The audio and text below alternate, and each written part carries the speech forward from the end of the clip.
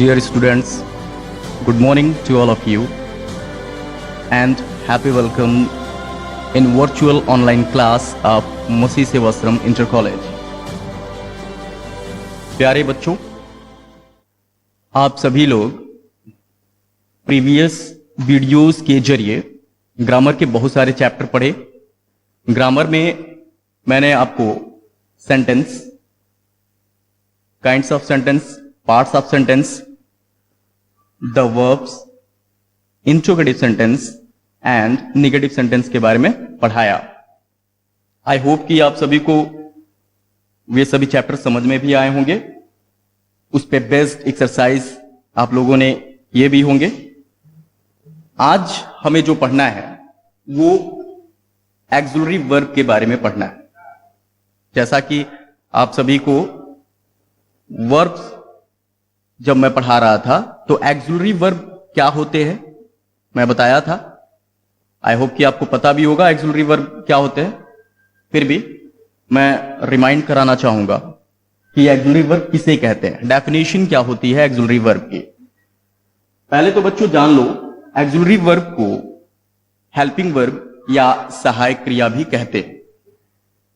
Axillary verb को helping verb या सहायक क्रिया भी कहते हैं। जैसा कि नाम से क्लियर है, हेल्पिंग वर्ब सहायक क्रिया, ये सहायता करते हैं। ये वर्ब, ये क्रियाएं मेन वर्ब की, मुख्य क्रियाओं की सहायता करते हैं तथा टेंस के बारे में जानकारी देते हैं। टेंस के बारे में भी जानकारी देते हैं। एक्सिलरी वर्ब दो तरह के होते हैं, जैसा कि मैंने लिख दिया है। सहायक क्रियाएं दो तरह की होती हैं। पहला प्राइमरी एक्सिलरी वर्ब और दूसरा model axillary verb.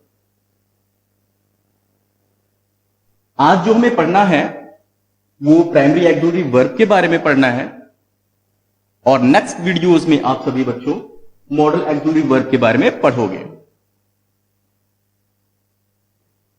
Primary axillary verb जो होते हैं वो तीन फॉर्म में होते हैं। इन तीनों फॉर्म में इनके अपने हेल्पिंग वर्ब होते हैं। जो पहला फॉर्म है प्राइमरी एक्सिलरी का वो बी फॉर्म है, या इसको कुछ लोग टू बी फॉर्म भी बोलते हैं।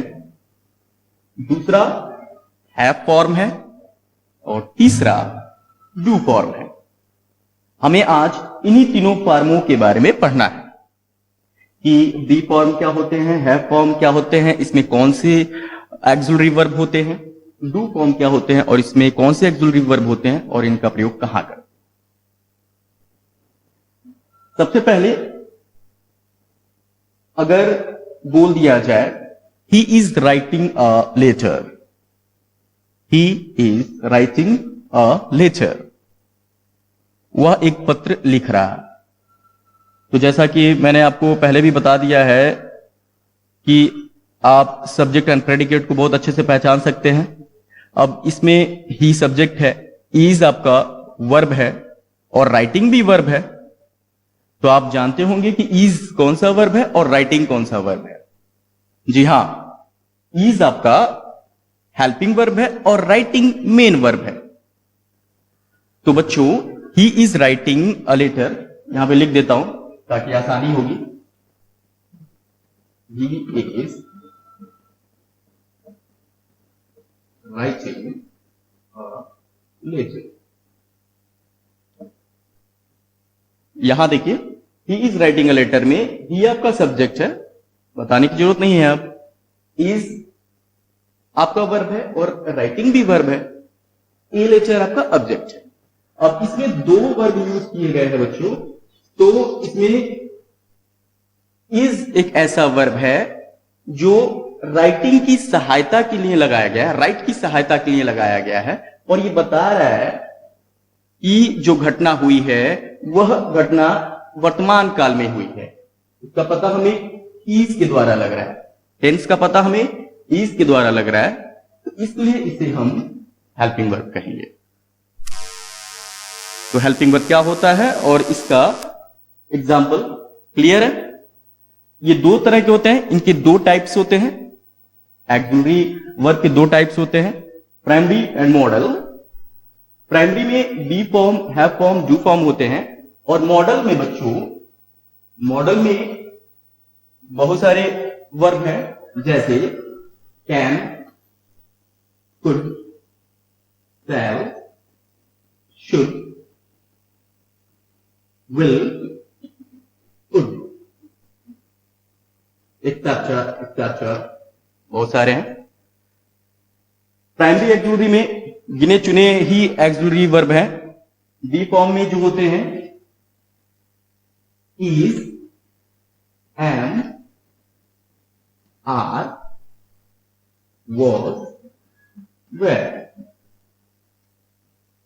बी फॉर्म में helping verb is, am, are, was, were.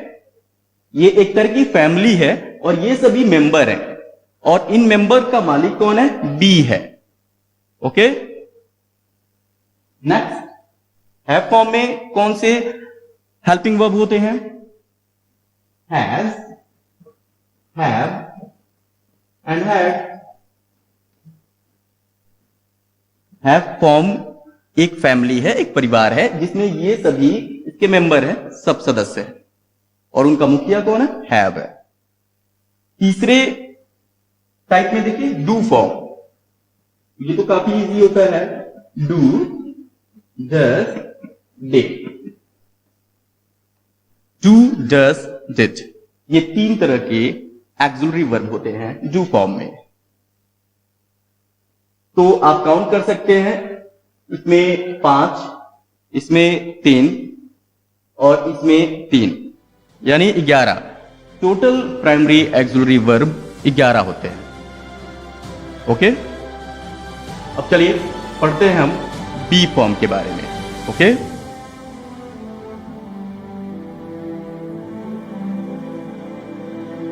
Be form के बारे में हम पढ़ेंगे, उसके बाद हम हैव फॉर्म और डू फॉर्म के बारे में पढ़ेंगे।